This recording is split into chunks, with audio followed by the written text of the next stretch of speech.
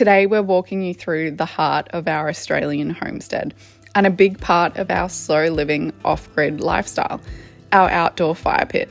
We'll show you how we built it, share a few of the challenges that come with outdoor cooking, the quirky way we build our fires, and then finish the day with a dinner straight from our off-grid kitchen. Our open air fire pit is part of our everyday homestead life. Wood fire cooking, living simply, and making the most of what we've got. And stick around to the end because I doubt you'll guess what kind of meat we're cooking with tonight.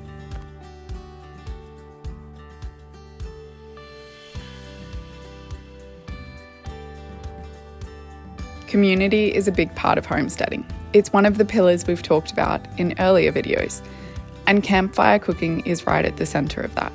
It's where everyone comes together at the end of the day, shares a meal, and creates the kind of moments that last a lifetime. Today we're lucky to have Keegan's parents here on the homestead helping out. His dad was a brickie back in the day, so take note. First up, he levels off the pad. The fire pit sits on a bit of a slope. It's 6 metres long and about 1 metre wide, so if it's going to last, the base has to be solid. We run string lines and levels to make sure everything's square, then compact the base before we start laying.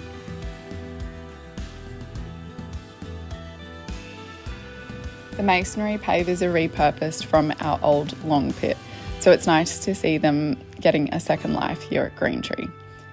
If you're building your own fire pit, just be careful about what materials you use around the edges.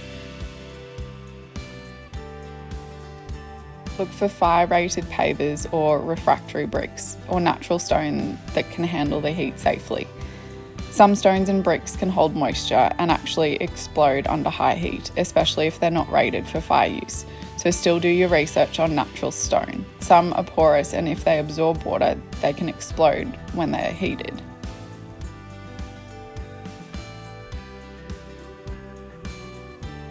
Cooking over an open fire just makes sense for us out here. We've got plenty of fallen timber across the property, mostly eucalyptus, and it's something we're constantly clearing and putting to use. Eucalyptus is a hardwood, which means it burns longer and hotter than most softwoods. So once it gets going, it gives off a really consistent, even heat. That's exactly what you want for campfire cooking.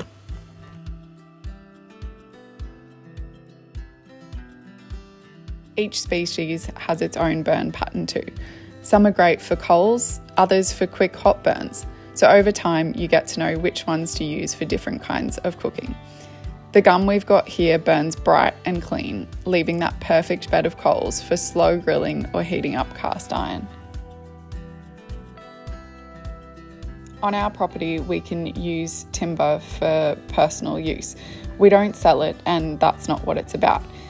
It's just one of those off-grid living perks, being able to work with what's already here instead of bringing in resources from somewhere else. In a second, we'll share how to make a good fire and one that starts every time. Everyone's got their own way, but for us, the trick is all in the prep work. A good mix of dry kindling, hardwood, and airflow makes all the difference. Dried eucalyptus leaves are my absolute favourite part of building the fire. Honestly, they're the best fire starters we've ever found. We collect them and store them in dry buckets throughout the year, so they're always handy whenever we need them. A small handful under your kindling and you'll have flames within seconds. No lighter fluid, no newspaper, just the natural stuff the bush gives you. Of course, cooking outdoors comes with its challenges too. Out here, we have to be responsible with fire, always checking conditions, knowing when fire bans are in place, and making sure everything's properly out before we call it a night. We've just been through an extended period of fire bans, so being able to get the pit back up and running and share it with you has been particularly special. When we do have fire bans in place or it's raining too heavily or too windy, we have to switch things up. We've got an old gas smoker that doubles as a bit of a cooktop and oven when we need it. It's not quite the same as cooking over coals, but it keeps things rolling and lets us keep up the routine even when the weather turns. As you know, that's part of off-grid living, adapting to the seasons, using what's on the land, and finding a rhythm that works no matter what the day throws at you. When the rains clear and the bands lift though, we're straight back to the fire. There's just something about cooking over an open flame that connects you and makes you feel grounded. The smell, the sound, and the pace of it. It's slow, steady, and somehow just feels right. This is the build coming to the end. Next, we're going to get that fire going, and I'm curious, have you guessed what that meat is that we'll be cooking tonight?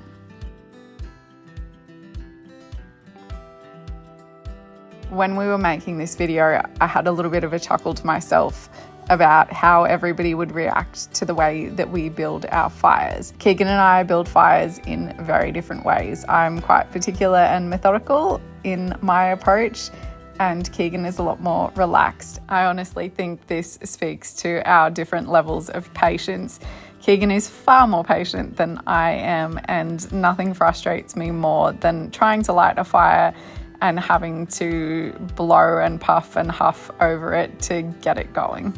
It's a bit of a sidestep on today's story, but I'm super keen for you guys to jump into the comments section and share with us the different ways that you all make your fires, and even how your friends, your family, or your partners have little quirks that are different to you too. A cool tip I inherited from Keegan was using a garden blower to get it going if you get stuck. This little beauty is the end product, and in a second I am going to show you how she will go up in smoke in 2 seconds flat. First, grab out some cheese and crackers and take a moment to enjoy this beautiful little view with me.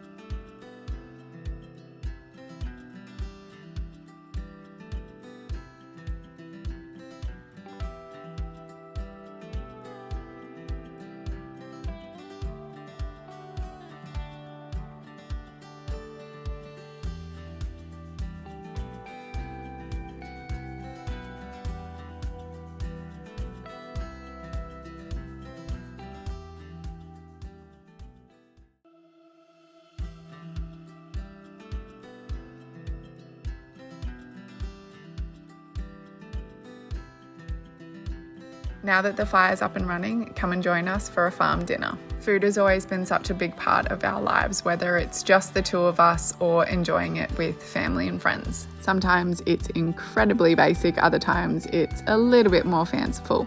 But tonight we're having fried wedges and burgers. Our choice of meat on our burgers tonight might surprise you a little bit. First up, we're slicing our potato wedges. In the meantime, the oil's been preheating in the cast iron pan. Wait for that sizzle to come.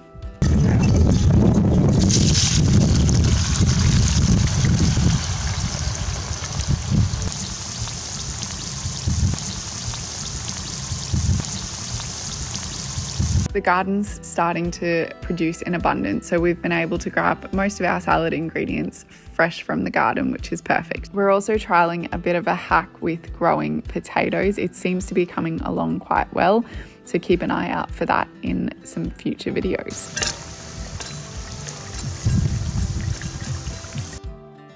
Next, we're slicing up the tomatoes, some red onion, and also cos lettuce. The cos lettuces have done so well despite the heat.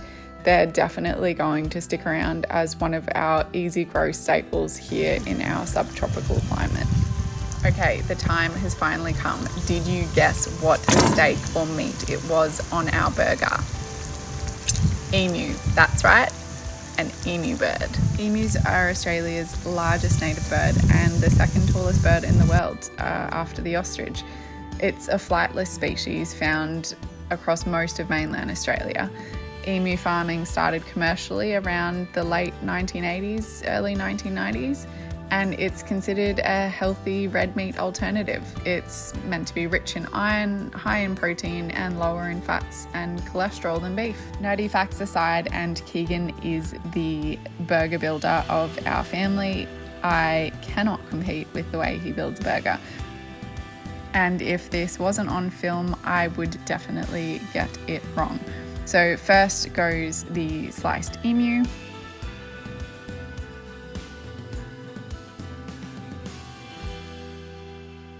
After that, it's the barbecue sauce on top. Next is the sliced cheese.